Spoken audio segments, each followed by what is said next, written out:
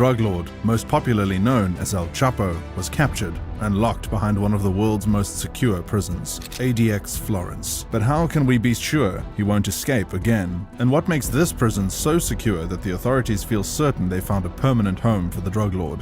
The notorious inmates of ADX Florence. ADX Florence is home to the worst of the worst, the ones we call society's monsters. And while El Chapo might have been the most ruthless drug lord in recent memory, there are criminals in this world, criminals who are not interested in money or power, criminals who just want to watch the world burn. These criminals match the atrocities of El Chapo committed, and then some. I mean, how many people do you know who are as twisted as John Kaczynski? In 1966, John Kaczynski was a math professor from Harvard University before he randomly mailed 16 homemade bombs to people, killing 3 of them in the process. When he was caught and tried, the only place that made sense to keep his murderous tendencies at bay was a place as secure as ADX Florence. Or what about another wild card? The international terrorist known as Umar Abdul Muttalab. Back in 2009, Umar became known as the underwear suicide bomber when he tried and failed to take down a plane that was on its way to Detroit from Amsterdam. The plane was carrying 289 people. Today, he's spending multiple life sentences behind ADX Florence's concrete walls. Then, there is the notorious Michael Swango, a man so evil they had to nickname him Dr. Death. This diabolical villain used his medical license to poison patients and colleagues. The medical serial killer murdered more than 60 people through his bloody reign. And there is no way on earth anyone would want that man, or any of the men I just mentioned, in a regular prison,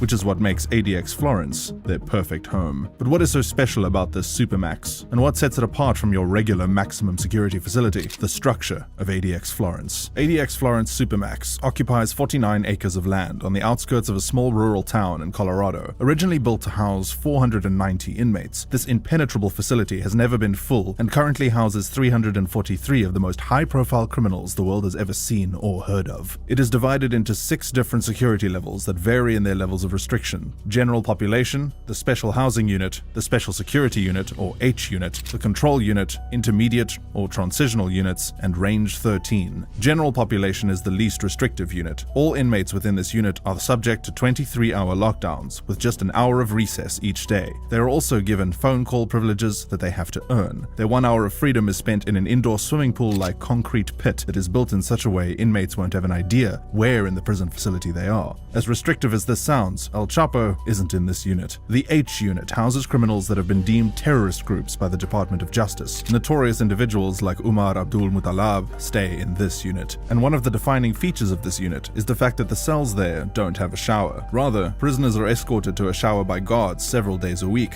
Again, El Chapo is not in this unit. The unit the drug lord resides in is the most restrictive and is called Range 13. Range 13 is a special 4-cell wing within the special housing unit. Before El Chapo, only 2 other criminals have been publicly thrown into Range 13. Thomas Silverstein, the most violent criminal in the history of the United States, and Ramzi Youssef, responsible for the 1993 World Trade Center bombing. The reason why El Chapo is sharing a prison wing with the worst criminals in history is because of his own history with maximum security facilities. I've published some videos on El Chapo's mastery in the art of prison escape, so why don't we compare his old prison escapes with the design at ADX Florence and see if you could pull off a Schofield here. ADX Florence versus El Chapo's first prison escape. Before ADX Florence, El Chapo has been in and out of 2 max security prisons in Mexico. And no, he didn't finish his time. He escaped in the most dramatic way possible. The first prison he spent time in was Puente Grande Maximum Security Prison outside the city of Guadalajara. Arrested in 1995 for a bloody shootout in Guadalajara airport 2 years prior, El Chapo lived like a king in that prison,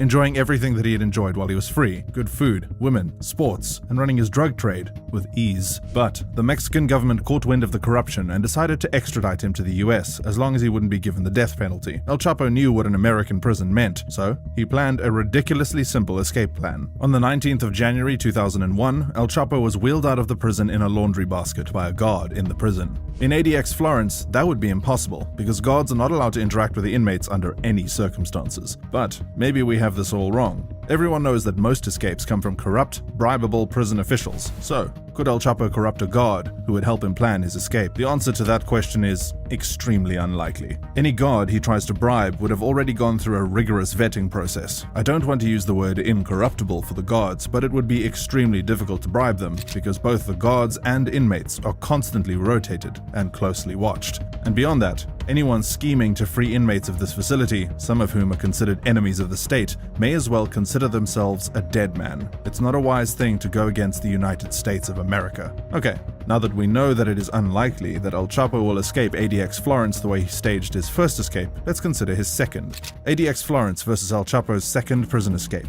After El Chapo's first escape, another 13 years passed before the drug lord was once again captured. This time, it took a joint effort between the US Drug Enforcement Administration, or the DEA, and Mexican Marines. The date of his capture was the 22nd of February 2014, and this time, everyone went to great lengths to ensure that it would be difficult, if not impossible, to escape. His cell had no windows, inmates were not allowed to talk to each other, and they were not allowed to reach out to family members either. El Chapo spent 23 hours in solitary confinement, in a cell that had one bed, one shower, and a single toilet. Any visitations by family had to first be approved by a judge, and the only luxury he was afforded was $48 for personal hygiene products. Yes, no one was taking any chances this time. But even with all these restrictions, a little over a year later, El Chapo escaped once again. He had found a blind spot for the security cameras in the cell bathroom, and after months of communicating with his men, El Chapo walked into that shower stall and disappeared. But how? This is where it gets more insane. It turns out that El Chapo's men, led by his wife, had been digging a mile-long tunnel for 4 months that led directly underneath the shower. With the help of a smartwatch that someone had smuggled in, he was able to pinpoint his exact location for his criminal tunnelers. Again, there is no way he would be able to escape using this way in ADX Florence, and some of the reasons El Chapo was able to get his gang members to build a tunnel underneath the second prison he escaped from was because 1. He had bought the land around the prison there in Mexico. 2. He had gotten another corrupt guard to smuggle a smartwatch in for him.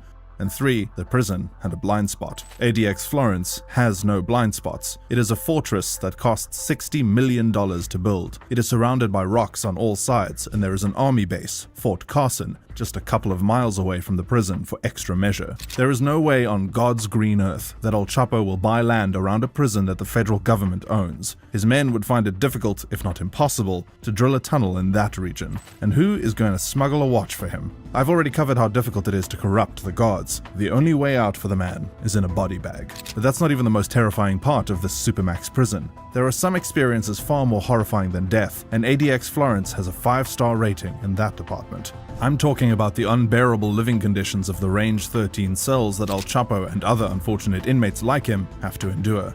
Life in Range 13. Life in Range 13 is so bad that former guards have disavowed the prison, calling it inhumane. And it's not inhumane for the reasons you think.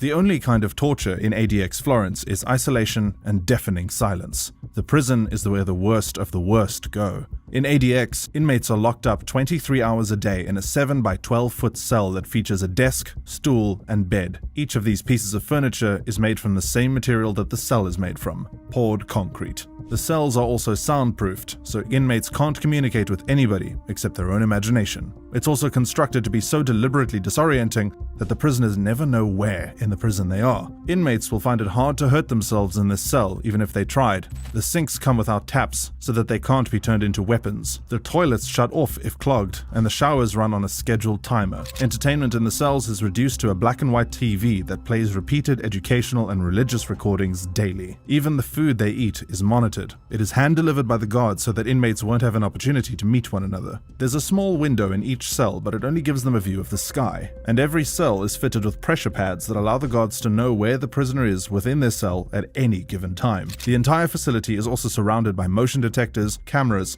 and thick steel doors for extra protection. And yes, everything is controlled remotely from a control room. The entire facility can be shut down with a single panic button in the event of an emergency. Already, you can get a feeling of how impossible it would be for El Chapo to escape ADX Florence. But let's humor ourselves a little. Let's imagine that El Chapo found a way to escape his cell, get past all the sensors, cameras, and steel doors. He would still have a 12-foot-tall razor wire fence to deal with. And we're not even talking about the countless heavily armed guards that patrol the facility 24/7.